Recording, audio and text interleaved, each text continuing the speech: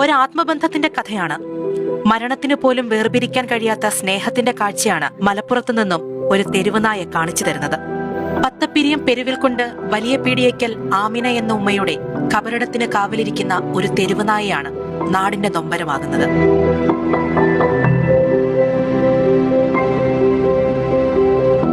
മകളുടെ വീട്ടിൽ പോയി സ്വന്തം വീട്ടിലേക്ക് മടങ്ങി വരികയായിരുന്നു ആമിന. വീടിനടുത്തെത്തിയപ്പോൾ പെട്ടെന്ന് കുഴഞ്ഞു വീണു. തന്റെ പ്രിയപ്പെട്ട ഉമ്മ നിലത്ത് വീണ് കിടക്കുന്നത് കണ്ട നായ അത്ഭുതപ്പെടുത്തും വിധം കുരച്ച് ബഹളമുണ്ടാക്കി. നാട്ടുകാരെ വിവരമറിയിച്ചു. നാട്ടുകാർ ആമിനെ വേഗത്തിൽ ആശുപത്രിയിൽ എത്തിച്ചു. എന്നാൽ ഡോക്ടർമാർ പരമാവധി ശ്രമിച്ചിട്ടും ഇവരുടെ ജീവൻ രക്ഷിക്കാനായില്ല. ഉമ്മയുടെ മൃതദേഹം ഖബറടക്കത്തിനായി പള്ളിയിലേക്കെടുത്തപ്പോൾ നായയും ഒപ്പമുണ്ടായിരുന്നു. പിന്നീട് അവിടെ തന്നെ നിലയുറപ്പിച്ചു.